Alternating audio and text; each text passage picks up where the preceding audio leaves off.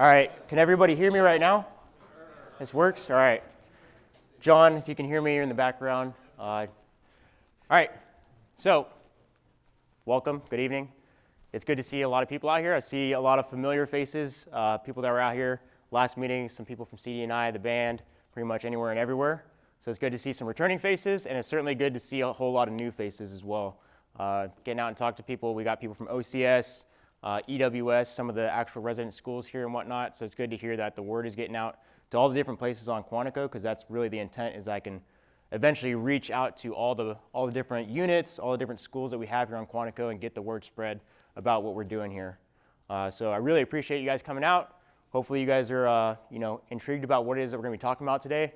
I know that all the turnout that we have here tonight isn't, just, I'm not naive in thinking that this is all generated just on the Warfighting Society. I know a lot of the intrigue is who we actually have here to speak to us tonight as well, right? With John Schmitt, the author of MCDP-1 Warfighting, which is going to be the focus of what today's talk is going to be about.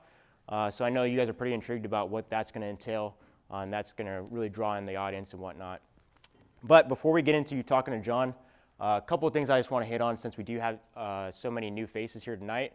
I just want to briefly go over essentially what the intent of the Warfighting Society is, really why it exists, why I really created it. And then secondly, I just want to talk about what we're going to be doing moving forward, all right, to kind of give you the vision of what that's going to look like. Because if you're here tonight, then I can almost guarantee you that what we're going to be doing moving forward is going to be of interest to you, right? And hopefully of interest to your Marines, and you can kind of spread that word. Because really, the only way that a grassroots movement is going to work is if the people that are part of that grassroots movement are willing to help out and help grow that thing. So the intent of the Warfighting Society, really the whole reason I created it, and I thought this would be a worthwhile venture, was two reasons. One, to develop individuals, and the way that we do that, multifaceted.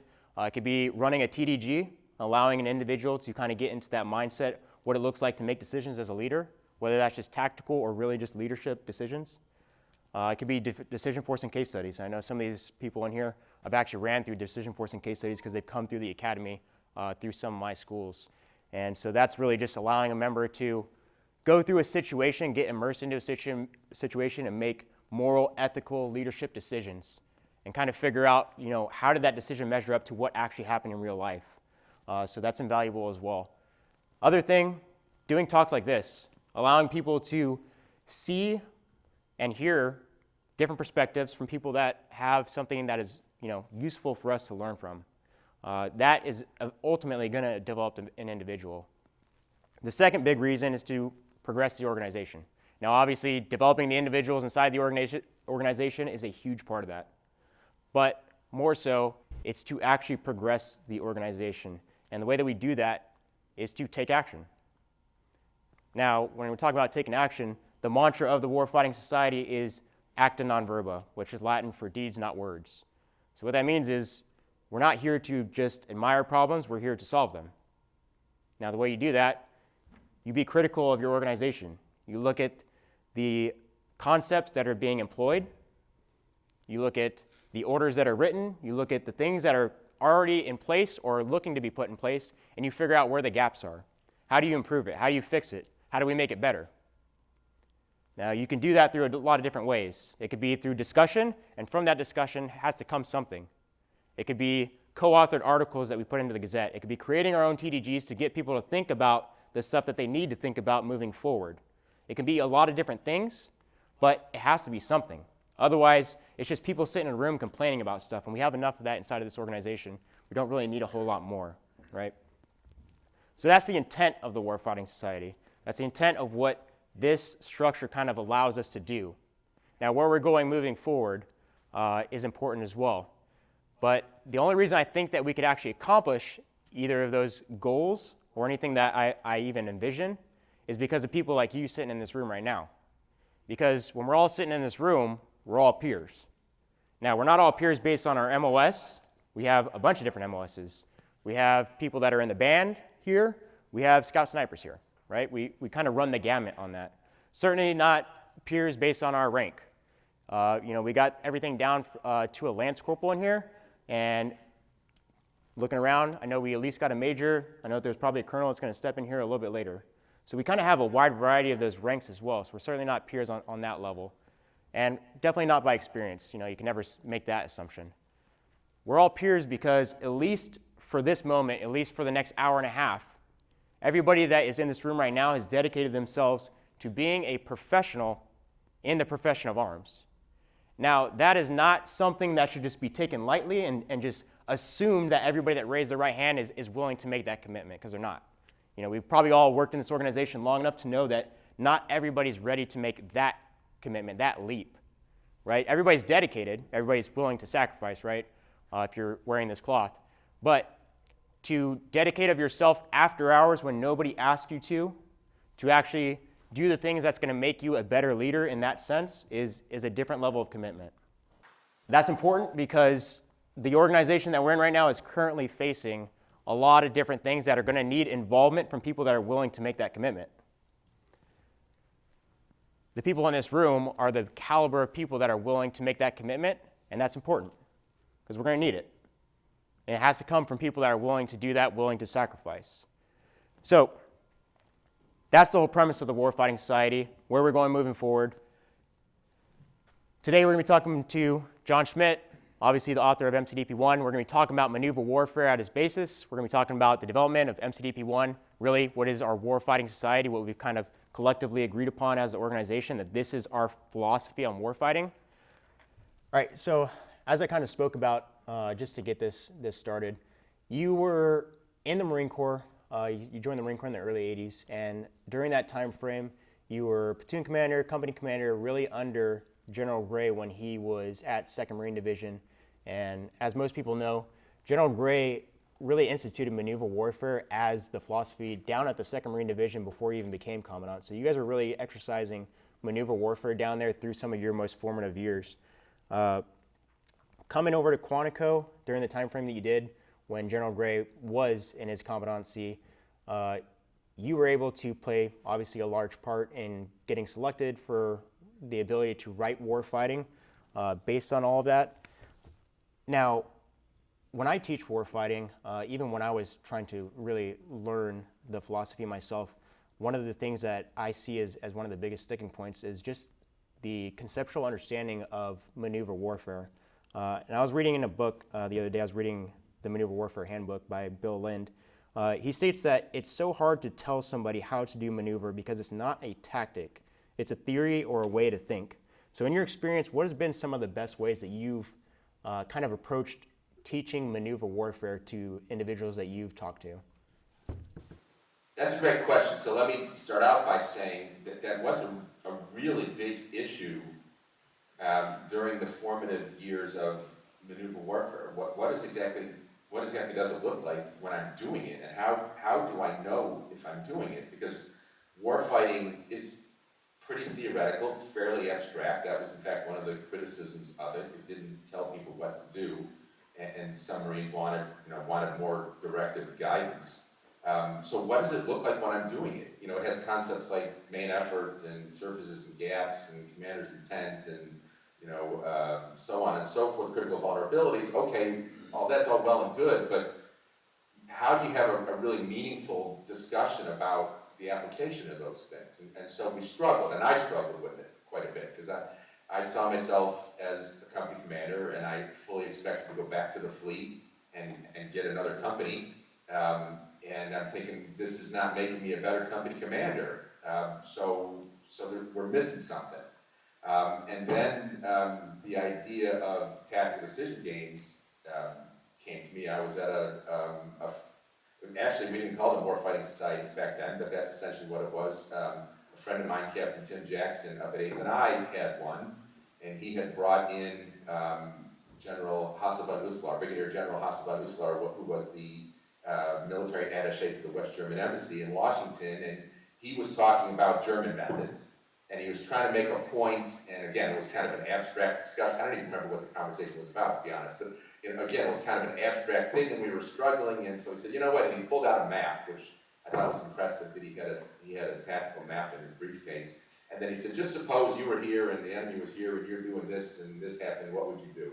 It wasn't a TDG, it was kind of a proto-TDG, but it hit me that this is what we need. We need concrete examples of situations in which we can force ourselves to make decisions and then argue about the merits of those decisions and argue about the merits of the tactics that are used. So the short answer to your question is that the best way to teach maneuver warfare is through tactical decision games that instantiate the concepts and force you to figure out how to apply them and then to argue about the merits and defend yourself in front of your peers who are asking questions and that sort of thing. I didn't realize it at the time.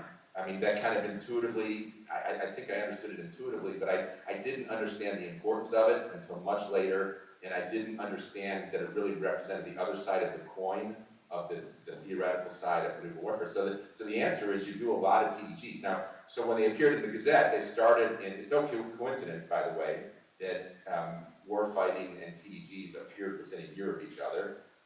Warfighting appeared in '89, and the first TDG was published in the Gazette in April of '90, although we were experimenting with them before then. And then we ran one every single month, and of course the people who were writing them were largely me and Bruce Goodmanson and some other guys, but we were all maneuverists, and so we were sort of pushing what we thought was maneuver warfare. And so I think the Marine Corps was coming to understand what it meant to actually apply maneuver warfare through these kind of exercises. And in fact, when you think about it, there's a direct connection, I believe, between maneuver warfare and TDGs, because if you have a centralized doctrine, centralized decision making where you have a single authoritative decision maker and everybody else is just executing, you don't need TDGs, everybody just executes. The whole idea behind exercising subordinate judgment is because you need it in a system in which you expect your subordinates to demonstrate initiative. And so TDGs really are a manifestation of a maneuver warfare approach. And so I think they were a really critical element to the whole formative process during the Quantico Renaissance. That was a long-winded answer to say TDGs. Sorry. Got it. Yeah, I was actually having a conversation with a friend, Chris, that's here tonight, about TDGs, and he was at the first meeting, and he saw how we did the TDG, and one of his, I guess, like critical takes on one of the things that we did is a lot of people were very centralized with their decision making, and he's talking about, hey, we can really bring out the decentralized aspect of leading through TDGs if we just do it in a little bit different manner. So I definitely learned a thing or two from that conversation that I had with him the other night. A couple of things that I kind of took from what you're saying. One is teaching through practice. So something like TDGs is a way to watch somebody, see the way they're thinking, and kind of talk about it and conceptualize it in that manner. And that really made me think of kind of what they do over at OCS. And this is going to lead into my next question actually perfectly. Because before I even started the Warfighting Society, this is about 6 months ago, I was really starting to look at doctrine and the way that the Marine Corps applies doctrine. Because I see a large disparity, in my opinion, that a majority of the force doesn't understand doctrine to the extent that they should if we really want to enable leaders at the small unit level to exercise decision-making authority in the most effective manner. And so I'll get into what that looks like in a second. But just to hit on what I was talking about with OCS, at least from the conversations I had with about 100 lieutenants, 1,000 lieutenants would drive me crazy, 100 lieutenants or so, I asked them basically how they use doctrine over at OCS to kind of reinforce what they're learning. And they said that when they go through their FEXs, at least most of them, when they go through their FEXs, they come back out of the field after a field exercise, and they would talk with their platoon commanders or whatever about tenets inside of MCDP-1, some of those concepts, and kind of relate them back to what they experienced in the field. And so I saw that as a good way to learn this stuff is you go out, you exercise in the field in an environment, then you come back and you talk about it and you pick it apart with application to the doctrine. So I found that as very, I felt that was a good way of doing it, honestly. And so that kind of leads me into this next question. So in the preface to MCDP-1, General Gray states that everyone should read this and take it to heart. So if we as an organization, we've all collectively agreed as an organization that MCDP-1 is the philosophy of warfighting for the Marine Corps, right? We have Introduction to Warfighting Philosophy. MCDP-1 is a course that I teach at Sergeant School. So we've all collectively said that this is it, right? There's in my opinion, there's a large disconnect from a majority of the force to truly buy into and read and understand this doctrine like General Gray states that everybody should. So I'll just offer my observation really quick to add some context. Like I said, at TBS, maybe at OCS, I meant to say TBS, but at TBS, these young officers are going to the field, they're doing these flexes, they're coming back out of it, and they're making real tie-ins to understand what the doctrine is, so that by the time that they leave TBS and they go to a fleet operating force, they have a conceptual understanding of the doctrine, how it's applied, how it can be applied, and they're much better suited to go out and lead troops in that manner with, falling back on what the Marine Corps really wants them to understand, because you have to understand the philosophy of an organization if you're going to execute, in their best intent. It's like knowing commander's guidance at the broader level.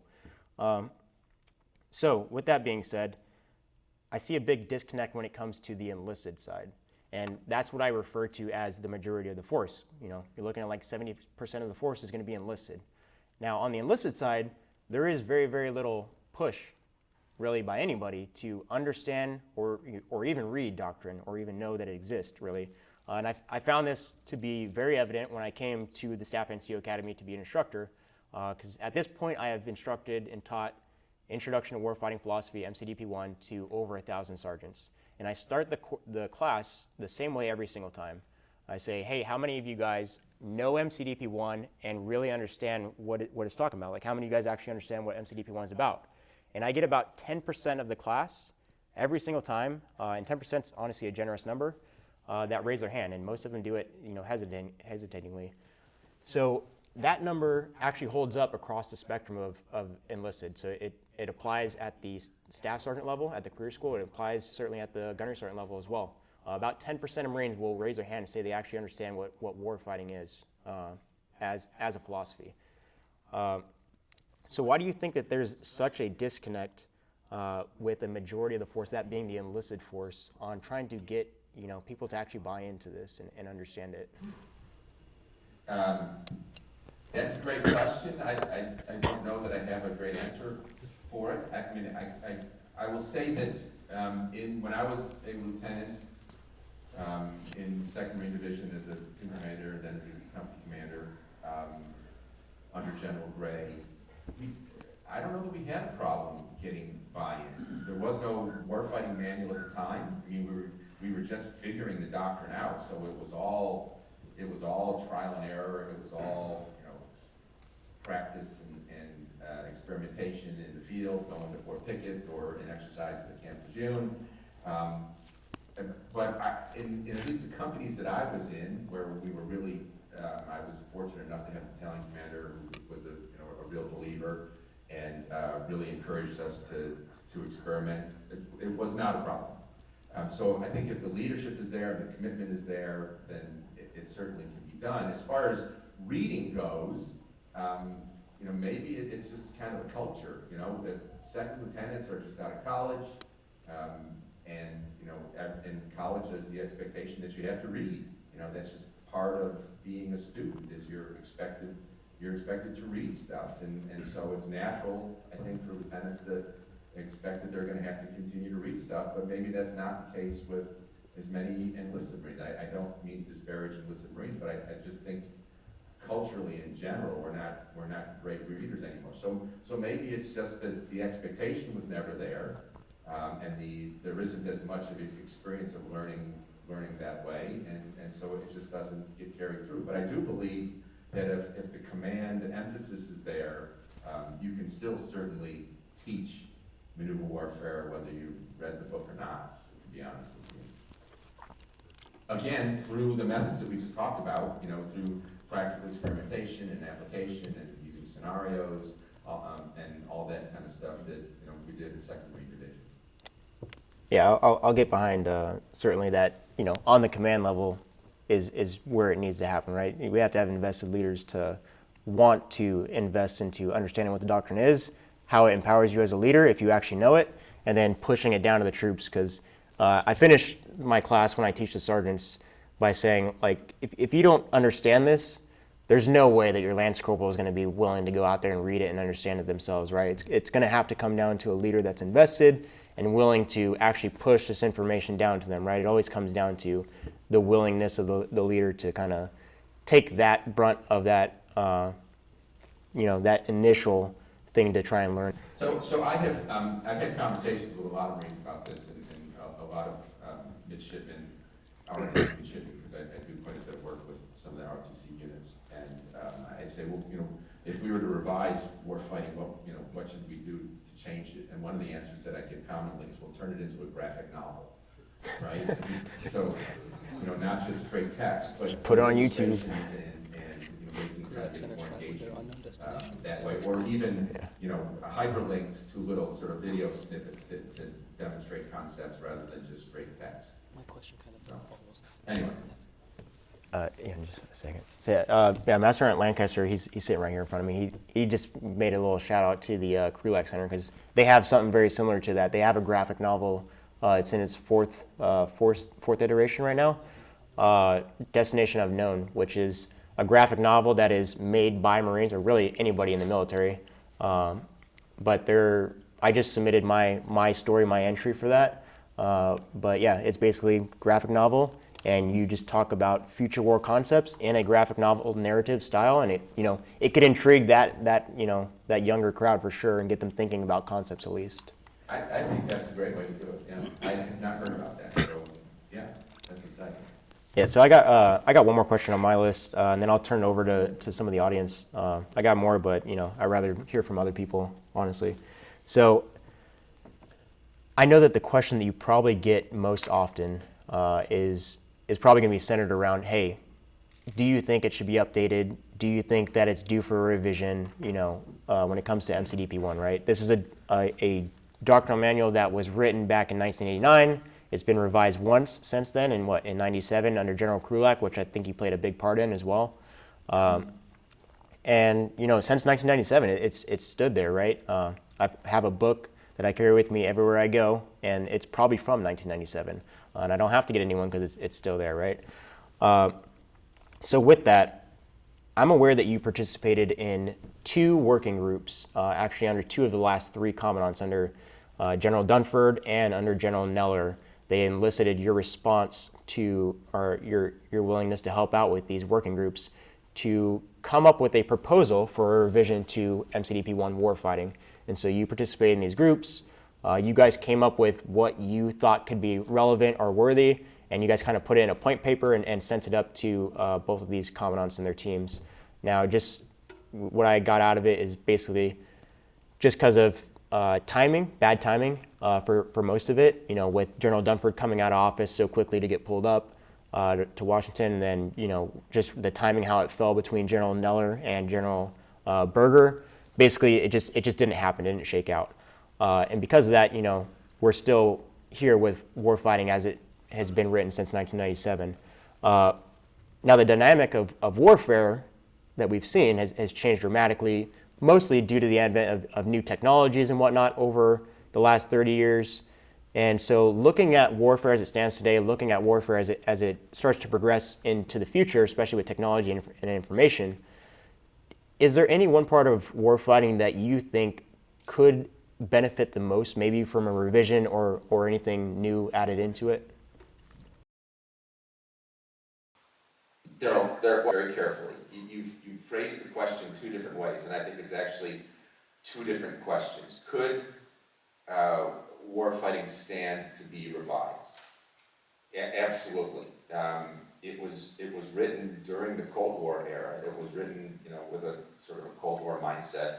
And since it was written, we went to Desert Storm, and then we had 2 long wars in Iraq and Afghanistan that involved insurgencies, and technology has changed dramatically. So a lot has changed, and the language has changed as well, and concepts have changed. So could it stand to be revised? Absolutely, it could.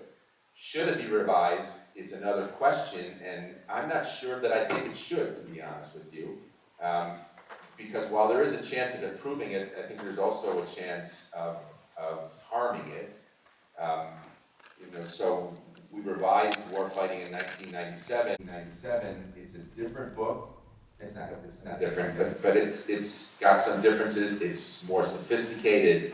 I would say that some of the concepts are a little more advanced, a little more nuanced. I don't think it's a better book, to be honest with you. I mean, the original Warfighting, I think, kind of caught lightning in a bottle, and you're not going to do that twice. And I'm not convinced that if we were to try again, that we would necessarily make it any better, and we could conceivably make it worse, especially depending on how we do it. So when I wrote Warfighting to General Gray, he said very clearly to me, he goes, you have one person to satisfy, and that's me. We're not going to staff this. You can talk to anybody you want, about anything you want. If anybody tries to unduly influence you, you let me know and I will make it stop, but the only person you have to make happy is me. And that's literally the way it worked.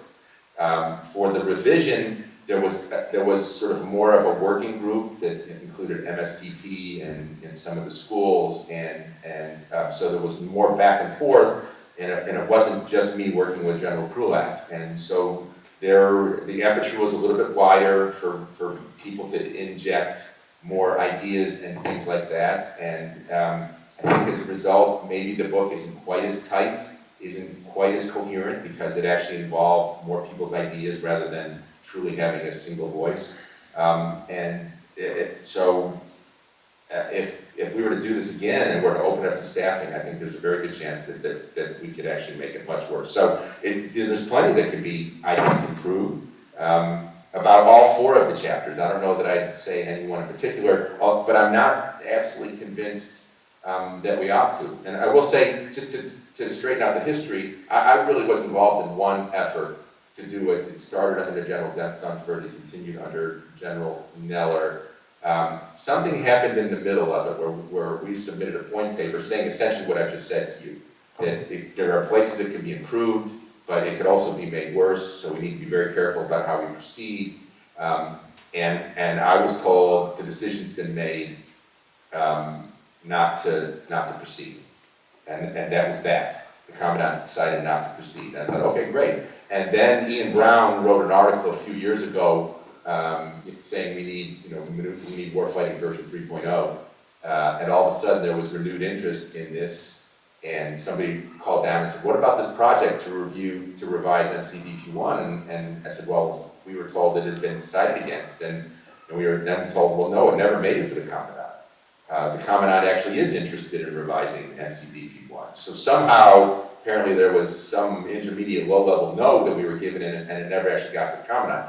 So the project was renewed, and I actually wrote another version of warfighting, a complete version of warfighting, that went up to the Commandant, and by this point he was due to retire and turn over, and the decision was made, well, rather than saddling the new Commandant with this, as I'm going out the door, it should become the new Commandant's project.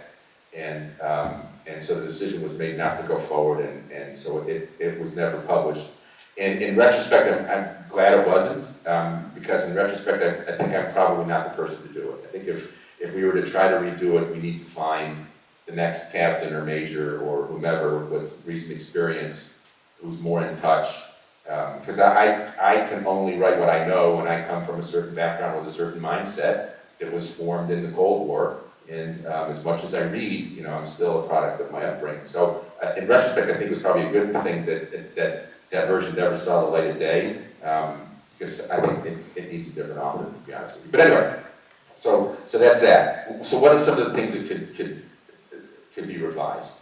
I tried to write the book in sort of universal language about the nature of war, and I think I did, but it was written, like I said, during the Cold War, at the end of the Cold War. I think it reflects a Cold War mindset, and I think when a lot of people read it, they see conventional warfare, even though I don't think there's anything explicitly in it that says that. But I think we would need to do a better job of writing it in a way that encompasses irregular warfare or population-based insurgency, right, which we experienced. I don't think we need to come up with 2 different models, one for conventional war and one for insurgency. I don't think that's, I think I'd love to find one model that addresses both. But that's something I'd like to do, because it really is completely mute on that subject, right? It implicitly addresses defeat mechanisms, but nobody talked about defeat mechanisms back then. I think that's a really important concept that I would like to see, if we were to change it, that's something that I would like to see more fully developed, this idea of defeat mechanisms and some of the language that we use to describe the defeat mechanism of maneuver warfare, which I now call systemic disruption, which, again, back then we didn't specifically say this is the defeat mechanism, we didn't give it a name, but the language that we used was this very aspirational language of shattering the enemy's cohesion, which is sort of very absolutist, and in retrospect, so there are sort of, that may be the ideal in some situations, but very often very rarely are you going to be likely to be able to completely shatter an enemy. You may have to be satisfied with something less comprehensive, some level of disruption, less comprehensive than completely collapsing the enemy system. So that's an idea that I think could stand to be addressed a little bit. The idea of influence, right? We talk about maneuver and fires as being the two components of combat power, but we're starting to learn that influence operations, what I'm calling influence operations, so not just PSYOPs, not just meso, explicit things to plant ideas, but this whole idea of influencing the perceptions, the attitudes, the behaviors and beliefs of others, whether it's the enemy or neutral populations that you're trying to win over, this idea that everything you do sends a message, whether you intend it to or not, and it's not the message that you intend to send that matters, it's the message that's received, because we all receive messages differently based on our orientation, as Boyd would say. Just being sensitive to all of that, which is something that we didn't used to be. I think that really changes things. And that's not just a function of irregular warfare, that's not just a function of trying to win over populations.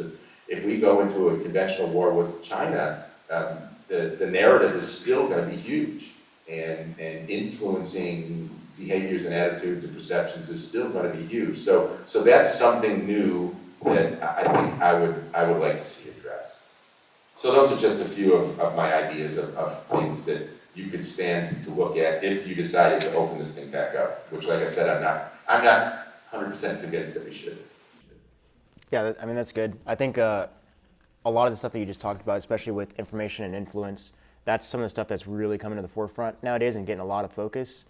So if anything, that getting in there, or really just getting in the forefront of anybody's mind inside of this organization is key. I hope nobody asks you to write warfighting for the fourth time.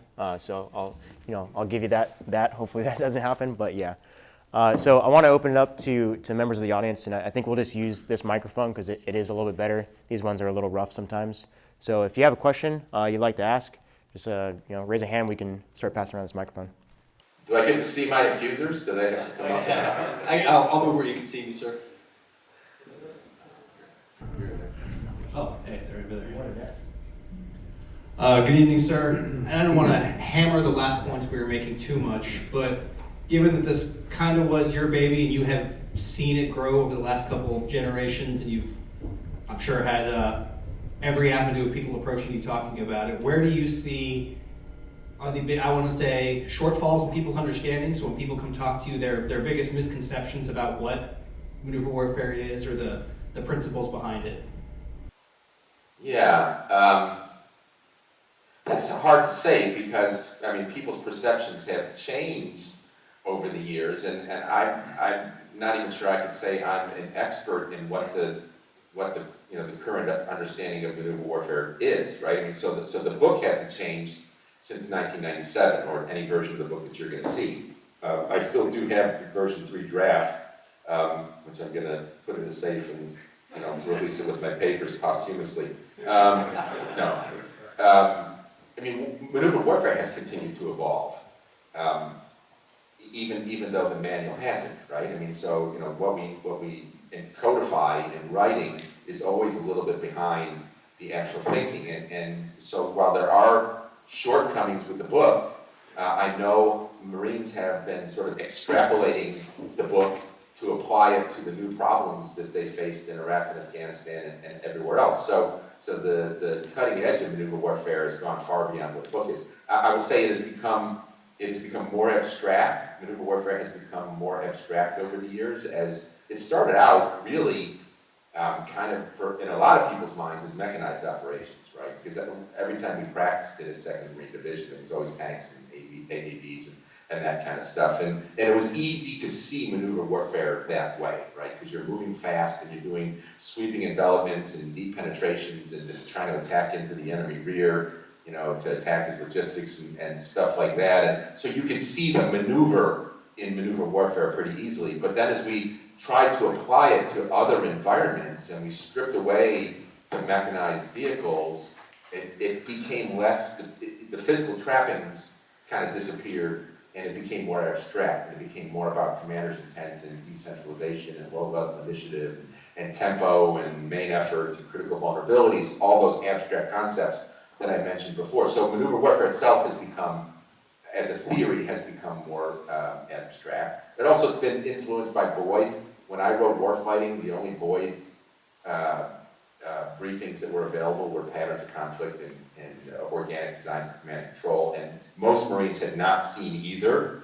You know, it was still a minority of people who've been exposed to, everybody heard of the OODA loop, but very few Marines still had actually been exposed to Boyd.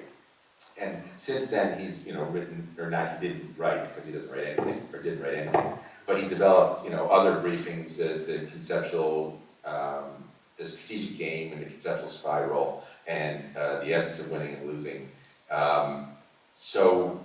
And Boyd was very abstract as a theorist, and became more and more abstract over time. Patterns of conflict was a fairly, fairly, I don't say realistic, was a fairly practical examination of military history, and he just got increasingly theoretical and abstract, you know, as he went along. And as more people have become familiar with Boyd, and several people have written books about Boyd, I think his influence has caused maneuver warfare to become more abstract as well. People have figured out how to apply it. Like I said, warfighting didn't address insurgency very well, or people's warfare very well. The Marines have figured out how to apply it to those kinds of environments. So it is far exceeded what I wrote in the book, I guess is my short answer. There are still some people, I think, who, as far as misconceptions go, I mean, I think there's still some people who do equate it with mechanized operations, with Blitzkrieg, you know, with the German examples, and those obviously were influences. There's still some people who think it's just sort of trying to, you know, running in circles and confusing the enemy to death, and it doesn't actually involve engaging the enemy and trying to destroy him, or if it does, that you do it in a very precise sort of, where this little pinprick of force at exactly the right place at exactly the right moment is just going to cause the enemy system to collapse. That's not realistic. That's not it at all, and that's not what we were trying to describe in maneuver warfare. So if I had to hazard a guess as to what I think the misconceptions are, they would kind of be along those lines. But like I said to start out, I don't know that I'm the best person to say, because I honestly am not fully in touch with where maneuver warfare is in the Corps today, just because it's continued to evolve. Yes, sir, I appreciate it. And Master on Lancaster College, enlisted college operations. I forgot to introduce myself. Thank you.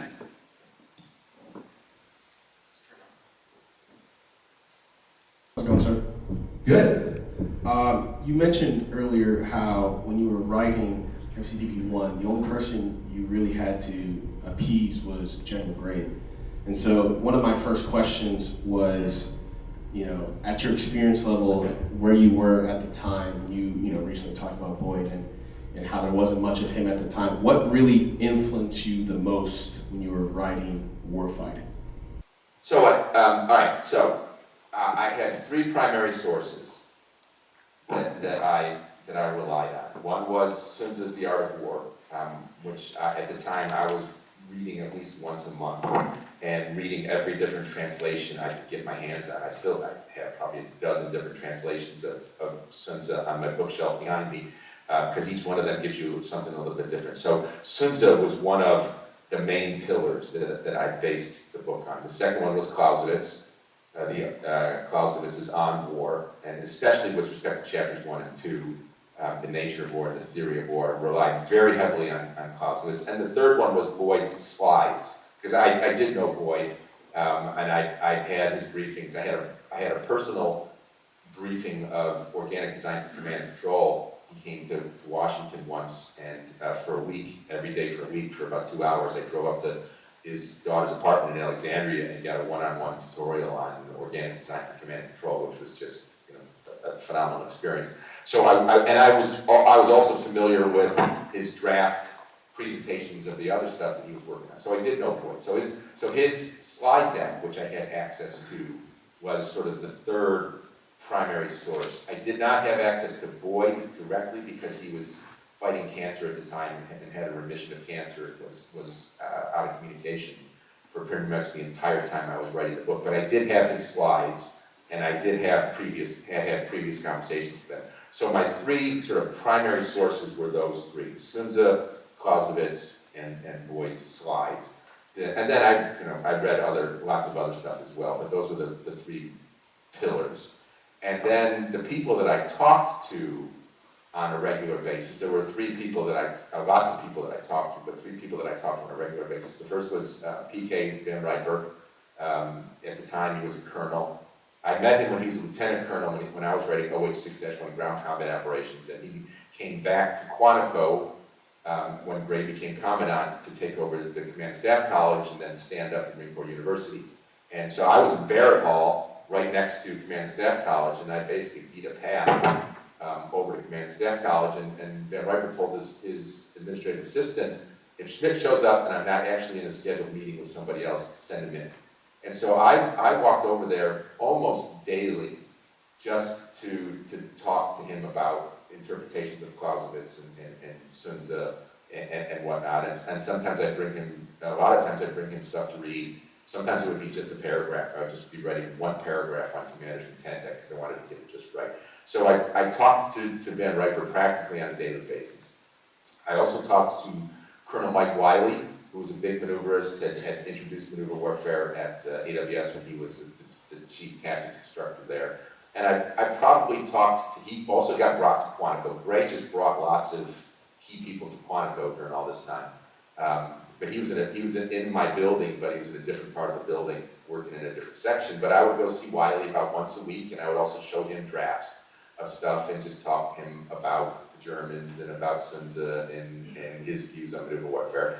And then the third person I talked to was Bill Lind. And typically I talked to Lind every time I had a chapter done. I would drive up to Washington, D.C., and we would talk about the chapter, and he would help me edit. So in addition to just being a sounding board for ideas, Bill was he was a very good editor. So those were the three people that I relied on as sounding boards and to trade ideas with and bounce ideas off of and that sort of thing. So those were the main interests. Then I talked to Tony Zinni and Ray Cole and John Allen, Mike Myatt, so lots of guys that I had conversations with here and there. But those were the three main sources, and those were the three big influential people that I relied on the most. Thank you, sir. Thank you for the answer. Mm-hmm. Yeah.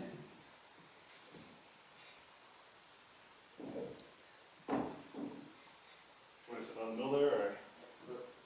Good evening, sir. My name is Sergeant Gould. I'm here with Reserve Sergeant of the Course. You've kind of touched on that a little bit, but I was kind of mostly curious about. So obviously, this is kind of warfighting philosophy. When you originally started writing the manuscript for this, did you originally intend it for it to be a philosophy, and how did it kind of evolve into the final production? And how do you feel about it still being discussed 25 years later? I did intend it to be, by philosophy, you mean not a how-to manual, not a procedural manual. I'm assuming that's what you mean. So in that sense, I always envisioned it to be fairly theoretical and fairly philosophical. Because that's the way, that's the way Gray worked, right? So I should probably explain sort of my relationship with General Gray. I got picked to write it. I'm still not totally sure why. I was in the division when he was the division commander. We met exactly once. I got called, we were at Fort Pickett, one of the Combined Arms operations, and every day they'd call index about 16:30, and we'd all go into the main side to the base theater, and Gray would personally lead the hot wash. And so I got called on one day to describe, what I had done with my platoon. But that was the only personal interaction I had with General Gray, so he didn't know who I was. But somehow somebody recommended me, and I got picked for it. So I had one meeting with him at the beginning, which was about 4 hours long, and then I had another meeting with him halfway through, which again lasted a few hours. It was me, him, and Major General Mike Myatt. And then the third meeting I had with him was when I went up to headquarters Marine Corps with the galley proofs to get him to sign it. So we didn't have a whole lot of interaction, and when we did interact, he never talked about the book, never gave me any guidance about the book. Even if I asked him questions, what he did is he told sea stories. And if I asked him a question, he would say, well, let me tell you a story about Little El Gray. And he would give me some sea story from when he was a sergeant in Vietnam, or when he had his 2nd Radio Battalion, or when he had the brigade in Europe, or whatever it was. And so he just did this sort of stream of consciousness telling these stories, and that's how he gave me guidance. And there was all sort of high level kinds of stuff, but it was my job to sort of take these sea stories and synthesize them into what became the book, and figure out how to organize them and everything else. And in fact, when I met him halfway through, I met him halfway through because I had a complete draft done, and I thought, finally, I'm going to get some guidance. And I said, so we sat down and talked, and I said, oh, have you read the manuscript? And he said, yes, I have it. I thought, great, he's going to give me some feedback. And I said, well, so what do you think? And he goes, well, let me tell you a story about Little El Gray. And he went on another, he talked in parables, right? And what I realized, what he was doing is he was giving me his intent without telling me how to accomplish the mission. So because that's the way he operated, it clearly was not going to be a book about, techniques and procedures and how to. It was going to be kind of a higher level book. So that was always the way I envisioned it, and I feel pretty good about it. We're still talking about it. I get a little worried sometimes when people talk about it like it's Holy Writ, when it just sort of came down from on high and can't be questioned. It certainly was not infallible, and so I think we probably ought to be questioning it a little bit more, to be honest with you. But yeah, I guess I'm glad that we are still talking about it. And it's kind of interesting that we are, because shortly after it came out, we of course talked about it a lot, and then it felt like we kind of stopped. And it's only been within the last few years that there's been a lot of renewed interest in talking about warfighting. And so when we talked about it at first, we talked about it because it was new and it was our current doctrine. Now we talk about it almost with this sort of historical interest, because I think we realize we're kind of in the same place now that the Marine Corps was in when it went through the maneuver warfare reforms. The Marine Corps was coming out of Vietnam, was trying to figure out what went wrong. We underwent this period of institutional introspection, and we had to ask ourselves, we just, for 15 years we had been employed essentially as a second land army, like we were in Iraq and Afghanistan, and so there were questions about the future of the Marine Corps. And so I think one of the reasons that there's been renewed interest in the last few years is because people see a parallel between now and back then, and they're interested to see what they could, what we could learn from what we went through back then. At least that's my theory. Thank you, sir. Yeah. That was rambling. I apologize about that, Chase. I appreciate it, sir. I told you a lot more than you needed to know there. So this is Captain Evan College 88 just off screen. You mentioned the parallels between now and back when you were writing the doctrine there. And you mentioned when you were at Second Division, how there was a little bit of mechanized deployment to kind of visualize some of that maneuver warfare. Can you just talk about give us a little bit of context of what it was like to be a company level leader at 2nd Marine Division while that experimentation is kind of going on prior to it being codified in a doctrine, and kind of how that kind of came to be, and how it was kind of taken on board by the division there? Well, so it all started with General Gray. I remember shortly after I arrived, I was a platoon commander in India 3-6, and there was an officer and staff NCO call at the base theater. All officers and staff NCOs in the division, had to go to the base theater, and General Gray stood up on the stage there and said, maneuver warfare is the doctrine of the 2nd Marine Division, get on board. And we're all going to experiment with it, and we did. And there was a real atmosphere of experimentation, and what that meant was that, after you went out and did it, and then you got together and you talked about it. So these hot washes, these AARs, were a regular part of everything we did there, and they were in many cases personally led by General Gray. And I remember at the time I got called on to explain myself at Camp Pickett, it was Gray up on the stage. It was our battalion against another battalion. Of course, it was all free play, force on force stuff, which I thought was a critical component of it. And so we're arguing about who did what, and we didn't have miles or any of that other kind of instrumentation back then. And so we were arguing about who did what, and why. And Gray is leading the whole food fight. And John Boyd is up there on the stage, and Bill Lind is up there on the stage, and John Greenwood, the editor of the Gazette, is up there on the stage. They're all listening and weighing in, and the battalion commanders are having to defend themselves, which was something new. Because the typical AAR before then was, the trucks were late, the food was cold, the comms sucked, right, and the troops were magnificent. But you didn't actually talk about tactics here. We were talking about tactics in a candid sort of way, and I found that to be just really compelling and refreshing and exciting. But that was kind of the whole atmosphere in 2nd Mardiv at the time, and it was all sort of an outgrowth of General Gray's approach, I think. Thanks, sir. Appreciate it. Yeah.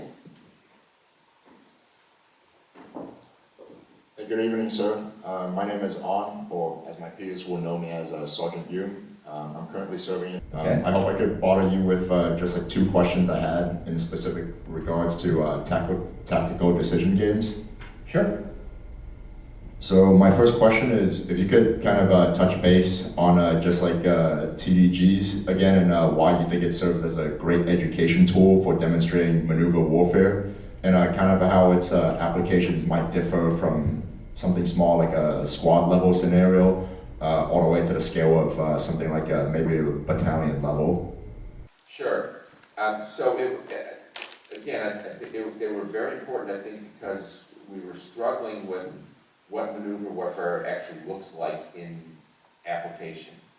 How do you know if you're actually doing it? Because you can talk about things like main efforts and critical vulnerabilities and services and gaps and commander's intent in the abstract. It doesn't really tell you how to do them, right? Because it is philosophical more than anything else. So TDGs became very important as a vehicle for us to take those theories and actually apply them to situations to show us and to show others and to give us something to argue about is this maneuver warfare or not, right? So that's why they were important. As far as the conduct of them, so squad TDGs I've always find are hard to do because squad leaders don't fight off a map, and a TDG is basically a map with about a page of text, right? But squad leaders don't fight off of maps. Squad leaders fight from what they see in front of them by and large. They refer to a map, they navigate with a map, or maybe you don't even do that anymore, maybe you just navigate with your phone, I don't know. But they tend to fight from what they see, and that's hard to represent in a tactical decision game. So I've done some TDGs that are sort of panoramic photographs or sketches to kind of make it more realistic for that level of leadership. I think they're really ideal for the battalion level because the battalion level is the first level in which you really do sort of fight from the map, just because of the scale. So that I've always thought that company, battalion, ideally, maybe even regiment, was sort of the sweet spot for tactical decision games, just because it seemed to mesh with the actual problem that the commander was facing and the scale of the problem that the commander was facing. So I've always found the most success with company, battalion level scenarios, I think, if that answers your question. Yes, sir, it does. Thank you. Thank you. I guess just a follow-on question is, I understand in the context of this meeting we're having tonight that a lot of what we'll be discussing is warfighting philosophy. But kind of just like in your opinion, how effective do you think like the applications of a TDG would be in just like kind of like generic, like regular public education, and kind of like how it could make members of society more practical minded in framing their problems and the problems around it with their resources? Oh, I think they're potentially revolutionary. So I do a lot of work with what's called the naturalistic decision-making movement, which is how people make decisions in the real world under conditions of time pressure and stress and uncertainty and changing, shifting goals and so on and so forth. And I have found that a problem-based approach to teaching is really, really powerful in most domains, not just in the military. We've had a lot of success in doing TDGs in law enforcement, with firefighters, child protective services, petroleum plant operations, even with some technology program managers. We've used scenario-based training to help them improve their management skills. I think it's a really, this whole idea of problem-based teaching and problem-based learning, I think is a really, really powerful and mostly untapped tool that has applications far beyond the military. I'm glad you asked that question because I feel strongly about it. Thank you so much for answering my questions. Mm-hmm. Hey, good evening, sir. My name is Captain Levy. First off, thanks for coming tonight. I appreciate it. Something that I found interesting was that you were afraid that if we revised MCDP-1, we would ruin it. That surprised me because we come out of 20 years of conflict with a lot of combat experience in our force, across the entire DoD. I would have thought you would have wanted to see some of that experience inform an update. Do you have any particular aspects that you think we could possibly ruin MCDP-1 with? Thank you. I would like to see some of those, what we've learned over the last 15 or 20 years, codified and captured. That's not the issue. The issue is the process that we use, and whether we open it up to staffing.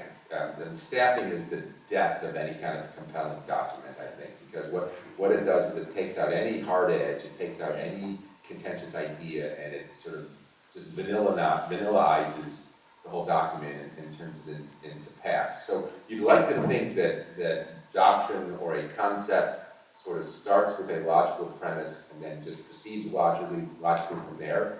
And so all the ideas fit together in a logical way, all right? And you're just guided by the ideas. That's not true. I mean, doctrine writing, at least the way it's mostly practiced, and certainly concept writing. I've done a lot of work with joint concept development where each service basically gets veto authority on the final draft, and so you need to satisfy everybody. That you just kill documents that way, right? And so if we were to open it up for revision and we were to implement any kind of staffing process, I think we could very definitely ruin the document. So it's not that we haven't learned anything that's worth capturing, it's the methods that we typically use to codify doctrine and concepts that are, I believe, dysfunctional and counterproductive. So that would be the danger. And what was the second? So that was the first part. What was the second part of your question? That was the only part, sir. Yeah, just what are you afraid of us ruining it with? I guess the answer is staffing. Yeah. I guess because it is. I mean, it's political. It's a political process, and everybody has their pet rocks, and everybody's cutting deals. Well, I'll give you this idea if you give me that idea, and so you get all these pet rocks that are stuck in there that don't actually fit together in any way, and the document actually starts to lose coherence.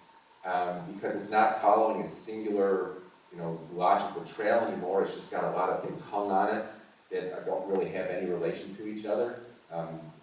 That's how you ruin it. Good evening, sir. Second Lieutenant Bond. You spoke about influence and how you want to see that in the next, if there were a revision of warfighting. And so I just wanted to expand on that. There was an article I read in last year's publication of the Journal of Advanced Military Studies on informational warfare by Dr. Luz Tupor, which said that Russia has the upper hand in terms of informational warfare because of their influence. They have, laws like the Eurovia law and the Sovereign Internet Bill, where they're able to control all of the information within their country, and so they're able to control that information within their country, and other countries can't influence within their country, but they're able to influence other countries and, make people upset in their countries through social media and all that, all that types of influence. So. How do you see the U.S. as they're entering the influence battle space? Do you see that having a degradation on our democracy? What is your opinion on that? I'm not familiar with the details of the Russian case and the laws that you talked about. That's new to me. But I mean, there's a lot about our system of governance that makes coherent, unified action really, really hard, and that was by design. So I think we are at a disadvantage, and I think we are seeing, with some of the issues, with regard to big tech and that sort of stuff now, and accusations of shadow ghosting or shadow censoring on Twitter. All these Twitter drops that are coming out about Twitter talking with the government to suppress certain stories or certain voices, and all that stuff is that's dangerous to our, if it's true, to the extent it is true, I think that's dangerous to our way of life and our system of governance. But I can understand why people try to do it,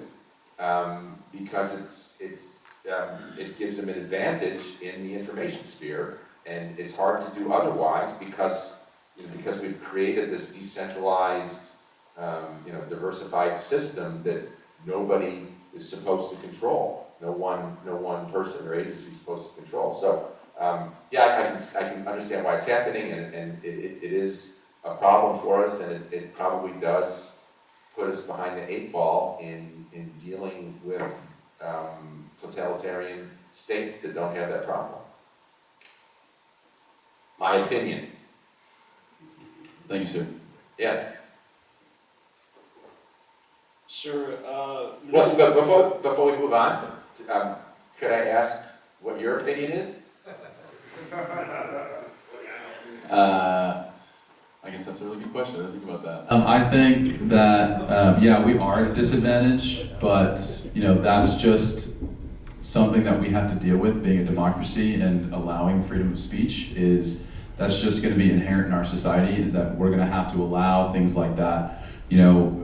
Other countries can come in here and make fake accounts, and they can go and, create insight or, problems in other societies, but that's just part of our free society, and that's what we fight for. And so, unfortunately, we are at a disadvantage, and fortunately enough, we beat them in so many other aspects, thanks to books like Warfighting, where we're able to, teach our military how to, get in their OODA loop and fight them from the inside. And I think, based on their conflict in Russia right now, or, in the Ukraine, they obviously don't know how to do that. So I think, we're ahead of them in so many aspects, but as, time goes on and they may learn how to,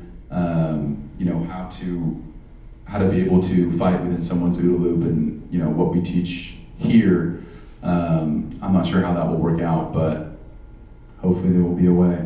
Nice save. All right, who's next? Sir, maneuver warfare has become pretty synonymous with tactical virtuosity and military brilliance. How would you differentiate it than merely fighting smart? And then in what situations, if it is different than just fighting smart, can maneuver warfare go wrong I think MCDP-1 and FM1 highlights that it's like inherently riskier. At least in FM1 it did, but that got taken out in MCDP-1. So interestingly, during those formative years at 2nd Marine Division, I rarely recall General Gray using the phrase maneuver warfare. General Gray more often talked about fighting smart. I think it was Bill Lind who actually first introduced the term maneuver warfare, and it began to get some traction. But for Gray, it really was fighting smart, and fighting smart meant being faster. It meant decentralizing, which made you more adaptable and more flexible, and which sort of distributed the problem of uncertainty throughout the organization rather than centralizing it in one place where it could become paralyzing. Looking for those vulnerabilities in the enemy system so you would get more bang for your buck. So to him, I think fighting smart was largely synonymous with the things that we call maneuver warfare. So yeah, I think there is I guess there isn't some truth in what you say that the fighting smart or tactical virtuosity and maneuver warfare, if it's a Venn diagram, there's a pretty significant amount of overlap between the two. I don't know that I got at your question. Do you want to take another shot Yes, at sir. it? So I think it's hard because it is an abstract document, and I'm Yeah. going to preface a question by stating a problem. I don't think those are always the best questions. However, I'm about to do it, so I'm just caveating that. Looking at the maneuver warfare history, you had a period where maneuver warfare was very synonymous with what you called like mech infantry, striking the enemy's rear, deep penetrations, some good commander's intent, and some good decentralization that created these very tangible situations that 2nd MARDIV conducted and also was exhibited both in Desert Storm and also the invasion of Iraq in 2003. So those are all examples of those things taking place and have the physical element that we can look at it. Now, as you mentioned earlier, right after 20 years of Iraq, Afghanistan, we're in a situation where this maneuver warfare thing has become more abstract to finding a position of advantage, how we're going to make this, going back to your TDG statement, putting a premium on military judgment. It's juxtaposed against something called attrition warfare, but I think there's some more recent writings that come out that say that this attrition warfare is really just fighting dumb, that you can still seek to wear the enemy down by using maneuver warfare principles, not to go in that argument, but if it is just tactical virtuosity and fighting smart, then why do you think we need to classify it as a style of warfare when it sounds like we just must be able to conduct decentralized command and control and execute sound military judgment and brilliance, and that will cause the things that we're looking for instead? If that makes sense, sir. Yeah, that's really hard because I mean, in some respects, attrition warfare, I don't want to say it's fighting stupid, but it's just sort of just trying to grind the enemy down without any thought for the most effective way to tear him apart. I guess in some ways that isn't fighting smart. I don't want to say it's fighting mindlessly. But so defeat mechanisms, we introduced the idea later in warfighting, we use the language shatter the enemy's cohesion, but this idea that you're going to disrupt his ability to operate as a coherent whole, which requires you to now think about him as a system of parts that are interacting with one another, and I need to decide which of those parts are most critical to those effective interactions, and which, if I attack them, will cause the most disruption to his ability to continue to be a coherent whole. I mean, that is a thought process that you don't need to go through if all you're going to do is try to hammer him and wear him down, right?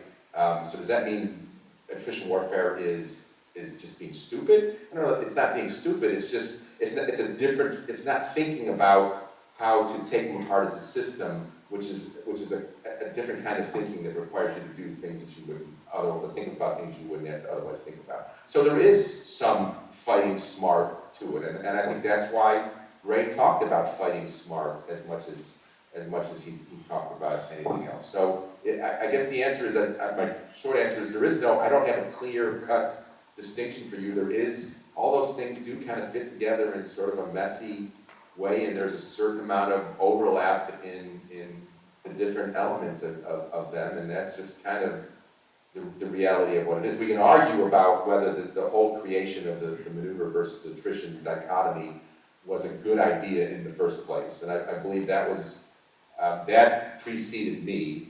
I, as best as I can tell, I think it was probably, again, Bill Lynn, who was probably the first one to sort of introduce that dichotomy, and as much as anything else, because it was hard to describe what maneuver warfare is, it seemed like one of the easiest ways to do it was to compare it to its opposite, which was easier to describe. But in retrospect, that may have, I think it was more than a tactical mistake on the part of the maneuverists. I don't know that it was a strategic mistake on the part of the maneuverists, so maybe it was an operational mistake, I don't know. But I'm not convinced that it was a great idea in the first place, but it was one of the first sort of arguments that was made, and it's stuck around ever since. And I tried to finesse it in MCDP-1. I tried to finesse it even further in the version 3, which you're never going to see. And we even tried to address it in some Gazette articles, and haven't done it successfully, and I don't know that we ever will. Because it's just, the whole thing is just messy and tangled, and that because of the way it evolved and the way it developed. That's a really unsatisfactory answer for you, I'm sure. It is, sir. I don't want to make it like a third part. It's just going through some of this stuff, and I think one of the interesting things when you talked about defeat mechanisms was the systemic disruption of the enemy to which he cannot cope or respond. And I know that you. Well, he's degraded in his ability to do that. That's. I mean, one of the mistakes, I think in retrospect it was a mistake, to use that very sort of absolute aspirational language in saying the objective of maneuver warfare is to shatter the enemy system. Very rarely are you going to completely shatter the enemy system or collapse it.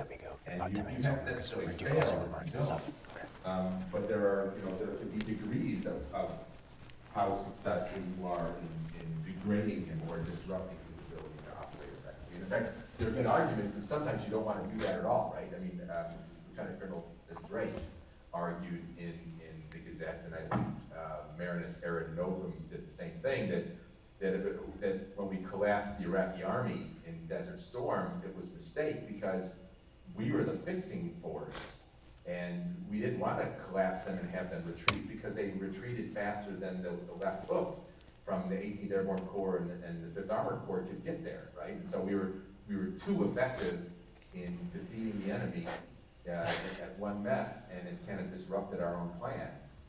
Okay, so you need to be careful about not defeating the enemy too well, I guess, is the lesson there. My point is, yeah, it's there are gradations there that we don't do a good job of communicating in warfighting. Thanks, sir. All right, we got. Did I wear you down? I think I won that battle by attrition. I think we're gonna run a little bit over, but we got time for about 2 more questions. So we already have a couple of Marines with microphones. Yeah, I'm fine. I'm not in any hurry. Okay. Sir, how are you doing tonight? Sergeant Ron here from Camp Ultra. I want to start this off by addressing that I'm taking a very abstract look of MCDP-1, and while thinking about the perspective that you were in during the time that you were at company level, in today's environment that we're in, as the Marines at the small unit leaders level are looking at Force Design 2030, near peer competitors, how would you either pick one or maybe a small portion of MCDP-1 and position yourself into engaging that into your small unit? Or would you say that you take a more holistic approach to try to engage your Marines and improve your unit through MCDP-1 today? If I understand the question, I think the latter. I think you have to take a holistic approach because, I mean, there's no one idea that really stands by itself. But what you have to try to do is take that holistic approach, but figure out how to make it applicable and appropriate at the level of the people that you're trying to teach. And again, that comes through, problem-based learning and, scenarios at the squad level or the platoon level, that allow you to illustrate the concepts at the appropriate level of application.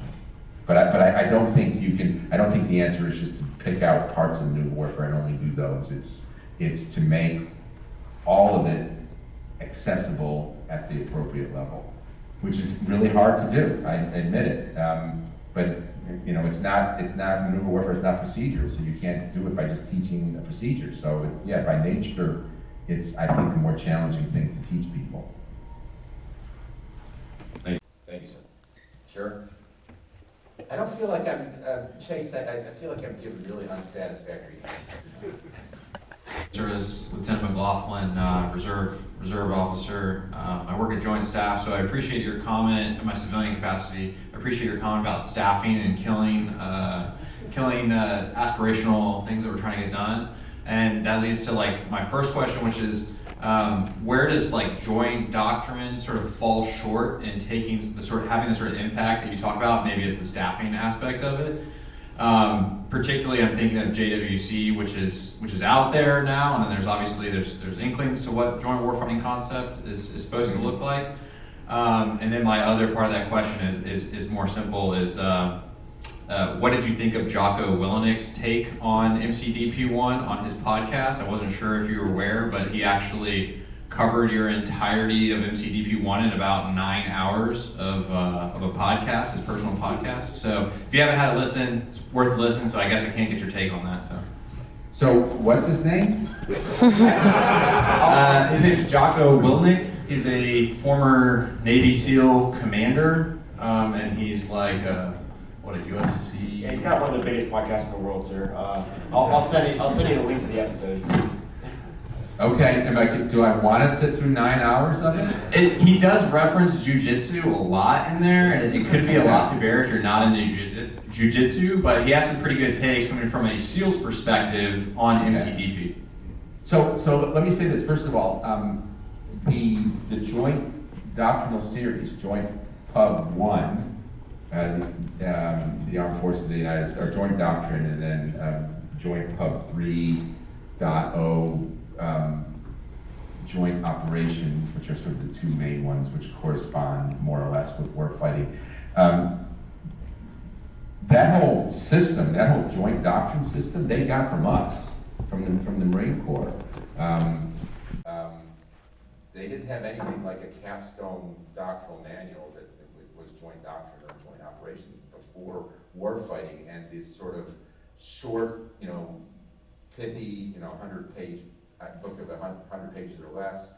That's not what you got. You got thick manuals of procedures and stuff like that. So the Marine Corps was hugely influential in the direction that joint doctrine went.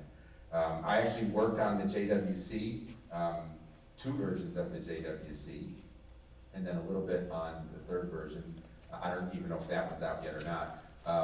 But they stand. They suffer the same problem that any kind of concept does. They're supposed to be sort of top-level philosophical concepts, which are supposed to be a coherent, compelling vision, all force development. So they need to be a really strong, compelling argument, and yet they're staffed to death. They get staffed at the outline level, which is the .1 level, and then they get staffed at the author's initial draft level, and then which is the .3, and then they get staffed at .5, which is the action officer level, and then they get staffed at .7, which is the planner level, and then they get staffed at the .9 version, which is the flag officer level, before they become a finalized version. And you can have administrative comments, you can have substantive comments, you can have critical non-concurs. A critical comment basically means a non-concur. And every service basically has veto authority. If a service has a non-concur, the document's not going to move forward. And so it really is a political process more than it is an intellectual process to get this, to get one of these things through the mill and get everybody signed up and agree to it. And so everybody makes sure they protect their equities, right? So nobody's constituencies are threatened, and everybody's pet rocks get included. And by and large, they don't serve their purpose of providing a coherent, compelling vision that can drive force development in a meaningful way, in my experience. Is your experience different? No, sir, that's definitely the case with JWC, whatever draft version that J7 is working on right now. So thank you for your insights, it's very helpful. Sir, we're going to go over to Captain Wagner from OCS. He's going to bring us home with his question. We're relying on you. Yes, sir. Already been introduced representing OCS Tactics tonight. Want to question you about, you talked a lot about the power of TDGs and how it can allow us to apply the philosophy from MCDP-1, but what about how do we critically assess once we've finished a field exercise or any type of field training event? My experience in the Marine Corps is that we don't take AARs seriously enough, right? We come back from the field and we say we're going to critically assess how we performed, where we failed, what things we did right, and we really treat AARs like they're just a wicket to hit, and then we move on and we don't ever reference them again. So it's one thing to say we're going to do AARs, it's another thing to take them seriously. So how can we do that, and especially in reference to MCDP-1? Thank you, sir. Yeah. Sure. So again, it all comes down to command climate. I mean, the AARs were substantive and meaningful under General Gray because he emphasized them and he made it clear that he thought that they were important, and so that tended to get people in line. And then he conducted them with candor, so that you really did have to defend yourself because you were going to be asked tough questions, so that what I said about, the child was late, the child was cold, the trucks were late, the comms sucked, and the troops were magnificent, right? That was sort of the pro forma, check the box kind of approach. You just can't let that happen anymore. You have to have senior level people who are willing to ask tough questions and are comfortable being asked tough questions. I think one of the reasons that we made these things so vanilla and so inoffensive and ineffective is because you had commanders who maybe weren't secure in themselves and they were worried about being criticized or being asked questions in front of their subordinates that they didn't know the answers to.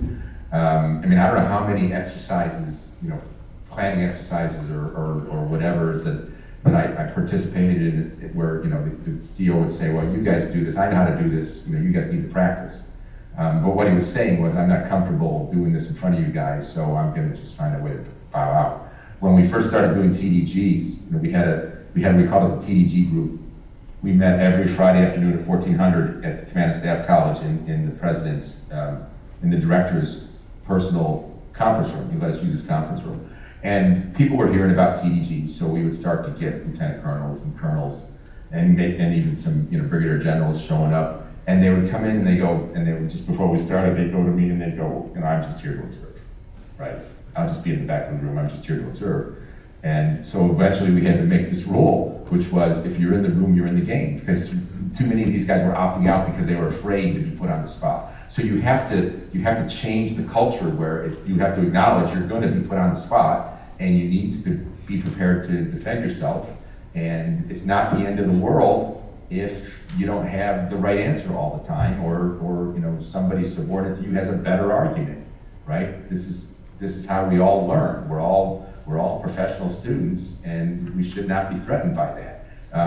But it takes command influence to create that atmosphere where that can happen. And I've seen it happened in 2nd Mardiv, it happened at Command and Staff College when we had the TDG group. I've seen it happen in other places, but apparently in other places it's disappeared again. So I think with so many things it comes down to leadership and command presence and command influence and professionalism. Did we take it home, Captain Wagner? Did I answer your question, even remotely well? Yes, sir. I appreciate it. Thank you. Sir, so me and you, we talked. I got linked up with you when I approached Damien O'Connell, who is actually the founder of the Warfighting Society at large. He actually kind of hosts the structure and kind of invented it. And when I reached out to Damien saying that I wanted to create a warfighting society for Quantico at large, because currently they're mostly at the unit level. Some units, you know, 1st Battalion, 2nd Marines, whatnot, have them. I told him I wanted to create one for Quantico at large just because of the structure of what this base is like. He put me in contact with you pretty quickly. You know, me and you, we reached out, we talked for about an hour and a half on the phone, and I got to pick your brain about your experience inside of a community of practice. Essentially, your experience during the Quantico Renaissance, or the Marine Corps', you know, intellectual renaissance here on Quantico, where you and other members on Quantico were getting together in your free time, much like what we're doing right here. You know, 1730 showing up at Barrett Hall, which is, you know, within a stone's throw away from this building, and kind of just meeting up and talking about where the Marine Corps needed to go, expressing ideas, being in an environment where you could say something as a young captain, and, you know, General Van Riper is right across the way from you, and, you know, you guys could bounce ideas off as equals and whatnot. So I just ask you if you could just speak on the importance of that kind of, I guess, that devotion to being a professional within the profession of arms, and kind of taking that next step in your devotion to your profession, and then you can just kind of round it out with any closing comments that you have. Yeah, that's absolutely essential. I didn't feel like it was hard to do back then because everybody was so energized. You know, Gray had succeeded in creating this critical mass of officers who were forward-thinking, who were skeptical, who were curious, who really cared about the future of the Marine Corps, and it just sort of, you know, it was a really, I mean, he created it, but there was a